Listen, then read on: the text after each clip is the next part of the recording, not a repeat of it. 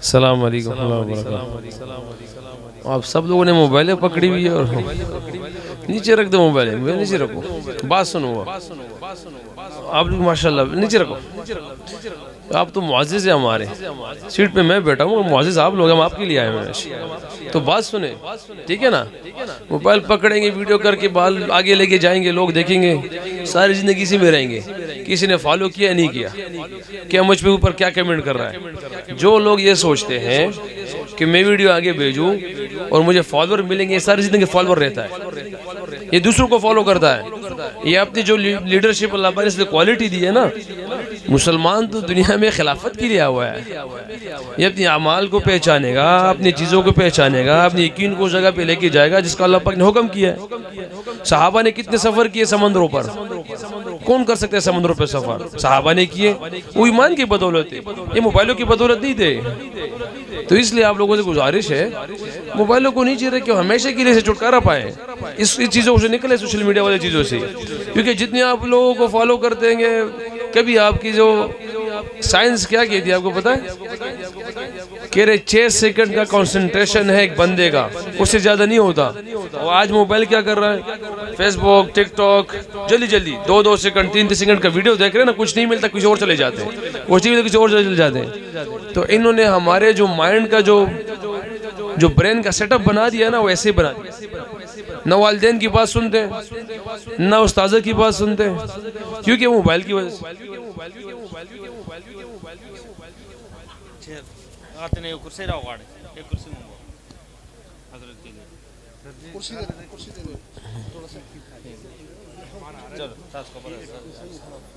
تو آپ لوگوں سے گزارش ہے کہ یہ موبائلوں کو نیچے رکھ کے نا بات سن لیجیے غور سے انشاءاللہ، اور ہم اس معززین کے لیے آئے ہوئے لوگوں کے لیے، یہ ہمارے لیے خاص ہے، کیونکہ دنیا کو دیکھتے جائیں گے نا تو اس کو دیکھتے ہوئے آج کل جو ماشاءاللہ لا قوت ہم مساجد والے لوگ کہتے ہیں کہ ہم سب سے نیچے ہیں، بلکہ یہ آنکھوں کا دھوکہ ہے۔ یہ سارا معزز وہ جس کے دل میں اللہ کا کلام ہے، کوئی رکھ سکتا ہے یہ کلام، کوئی پڑھ سکتا ہے یہ کلام؟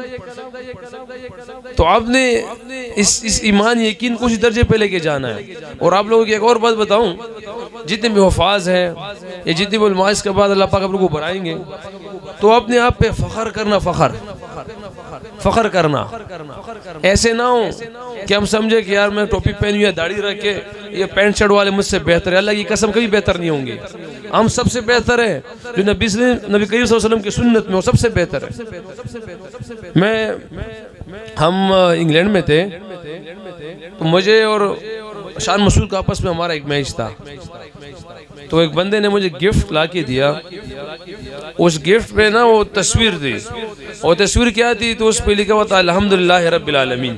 کیا لکھا ہوا تھا؟ الحمدللہ رب العالمین۔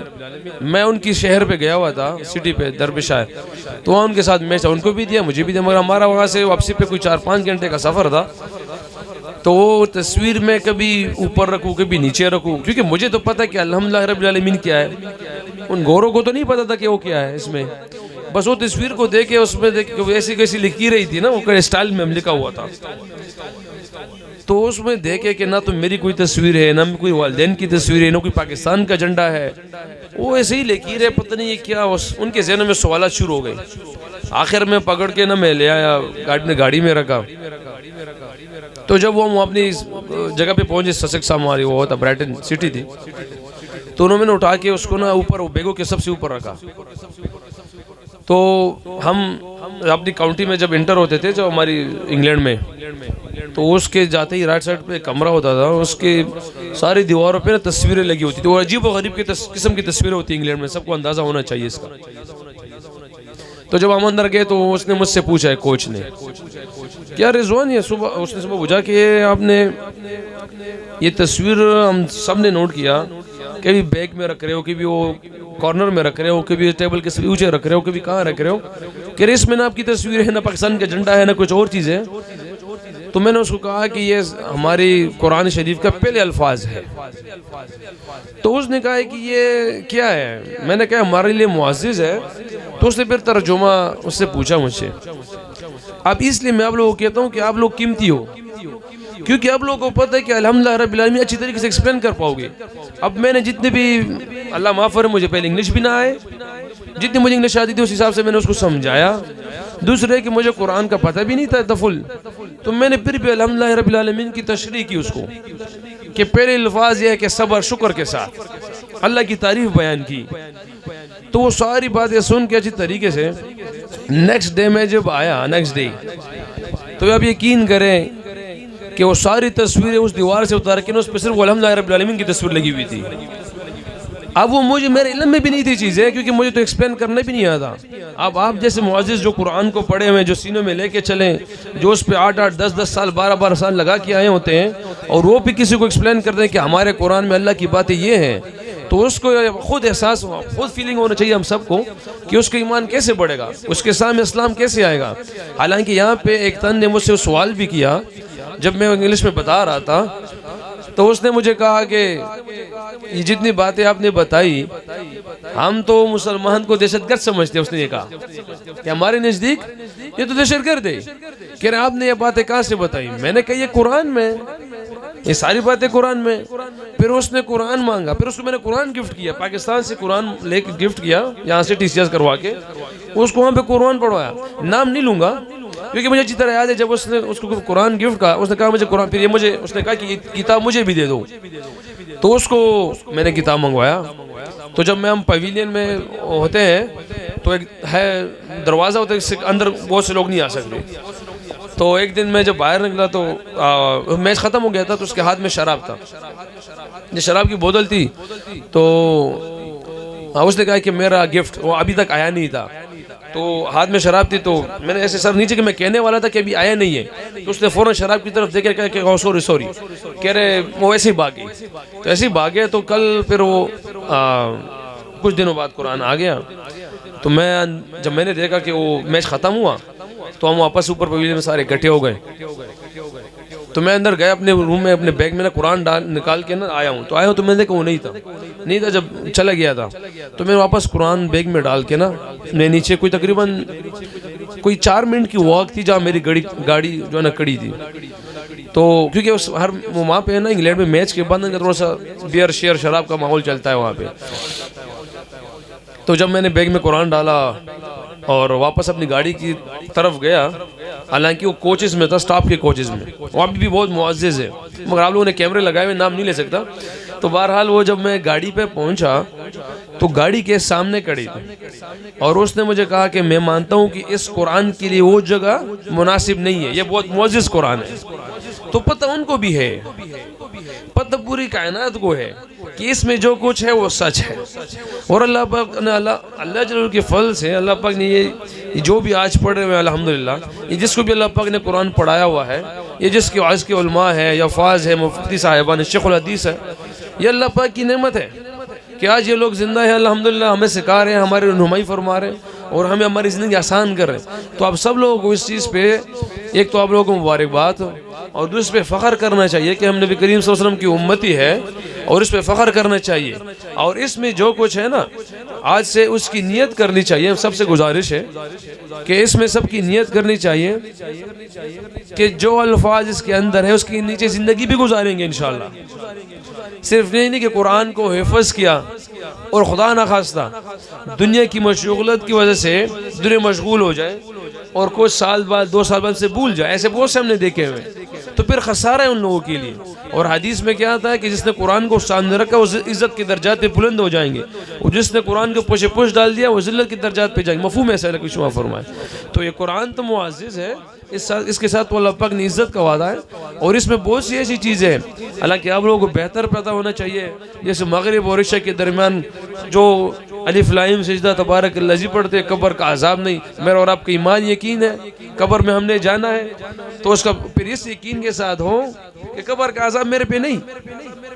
اور پھر کیا ایک اور حدیث میں آتا ہے کہ جو مغرب و عشاء کے درمیان پڑھے اس کو اتنا ثواب ملے گا جیسے لیلۃ القدر میں قیام کیا. یہ ساری فضیلتیں آپ کو آنی چاہیے اور لوگوں کو بیان کرنی چاہیے. اور اصل میں قرآن میں جتنی بھی چیزیں ہیں نا یہ اللہ کی باتیں ہیں، اور اللہ کی باتوں کو اللہ ہی کی طرح، جس طرح اللہ وراء الورا ہے، جو کن فیکون ہے، جو وحدہ لا شریک ہے، اللہ کو ایسے ہی بیان کرنا ہے. اللہ کو ایسے بیان کرنا ہے کہ بادشاہوں کا بادشاہ ہے. اب میرے الفاظ کیا ہوں گے؟ ایک نارمل، اللہ معاف فرمائے، اس نے قرآن پڑھا نہیں ہے، زندگی سے گزر گئی ہماری، تو اس کے الفاظ کیا ہوں گے؟ اور ایک آپ کے الفاظ جس نے 8 سال 4 سال 16 سال اس پہ لگائیں، جب وہ اللہ کو بیان کرے گا، اللہ کی باتیں کرے گا، تو اس کے الفاظ اللہ اکبر، وہ ہم مانتے ہیں، میں اور آپ مانتے ہیں کہ اللہ خالق بھی ہے، مالک بھی ہے، رازق بھی ہے، رب بھی ہے، پالنے والا، نفع نقصان اللہ کے ہاتھ میں، آباد برباد اللہ کرتے ہیں، عزت ذلت کامیابی ناکامیابی اللہ کے ہاتھ میں۔ تو جب آپ لوگ اس کو بیان کریں گے تو سامنے والے کے لیے آپ کی زندگی کافی ہے، بیان تو بہت کی دور کی بات، کیونکہ باتوں سے باتوں پھیلتی ہے اور عمل سے عمل پھیلتا ہے۔ تو آپ لوگ نمونہ ہیں، آپ لوگ نمونہ ہیں، اور جتنے بھی مدارس میں لوگ ہیں وہ ہم سب کے لیے نمونہ ہے، مگر اللہ معاف فرمائے، اللہ معاف فرمائے وہ لوگ نہ بنے کہ اللہ نے یہ نعمت عطا فرمائی، کل کو لوگ ہمیں دیکھیں کہ ایسے مسلمان بننا ہے، اس سے تو اچھے کہ مسلمان ہی نہ بنو۔ کل کو والدین ایسے دیکھیں اور کہیں کہ یہ بچے، یہ انہوں نے قرآن پڑھا، اس سے اچھے کہ اپنے بچوں کو نہ پڑھو، اللہ معاف فرمائے۔ تو یہ بہت خطرے والی بات ہے، بہت خطرے والی بات۔ اپنی زندگی کو اللہ نے جو نعمت آج عطا فرمائی ہے، یہ بہت ہی عظیم نعمت، یہ بہت بڑی نعمت ہے۔ اللہ یہ قرآن کو پڑھنا، اس کو حفظ کرنا، دل میں لے کے چلنا، اور پھر لوگوں کو بتانا، اس کی قدر کرنی ہے انشاءاللہ۔ سب کریں گے نا انشاءاللہ؟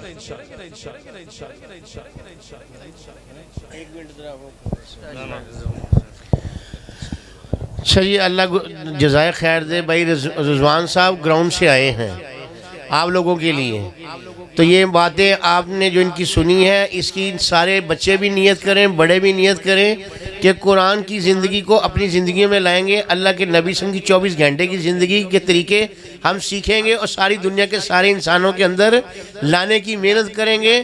ختم نبوت کی وجہ سے یہ ہماری ذمہ داری ہے، خود دین پر چلنا، اور خود دین پر چلتے ساری دنیا کے سارے انسانوں پر اس پر محنت کرنا۔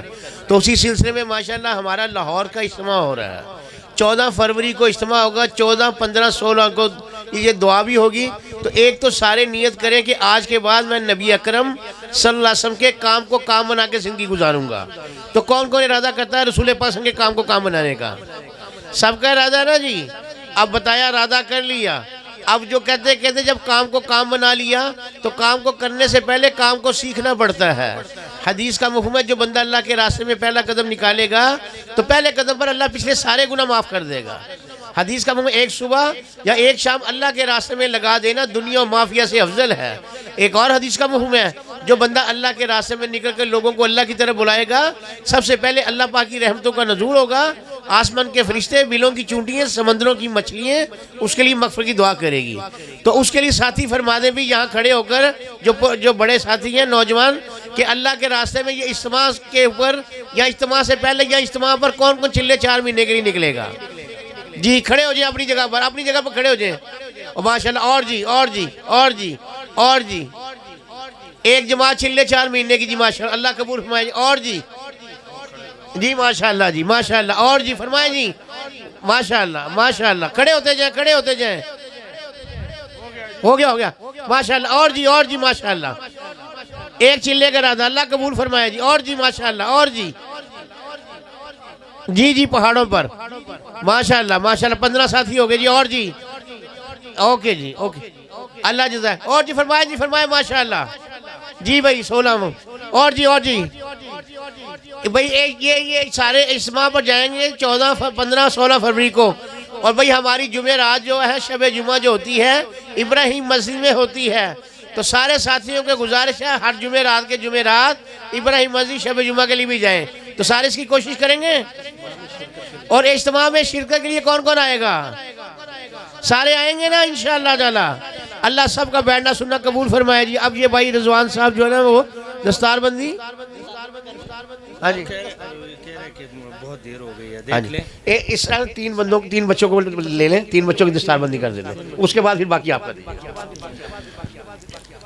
ایک مفتی صاحب ہمارے کر دیں گے، ہاں جی مفتی عبدالباسط صاحب، اور باقی 3 ساتھی یہ کر دیں گے، ہاں جی۔ جی آپ نام لے لیں جی 4 بچوں کا۔ جو بچے ساجد آؤ یار،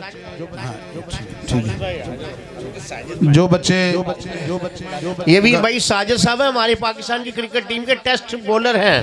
انہوں نے ویسٹ انڈیز کی ٹیم کو بھی آؤٹ کیا، اور سری لنکا کی ٹیم کو بھی آؤٹ کیا، اور بنگلہ دیش کی ٹیم کو بھی آؤٹ کیا، اور انگلینڈ کی ٹیم کو بھی آؤٹ کیا۔ 21 وکٹیں لی انہوں نے، ہاں جی۔ یہ صبح ان کا میچ ہے، ابھی میچ کے لیے انہوں نے جانا ہے۔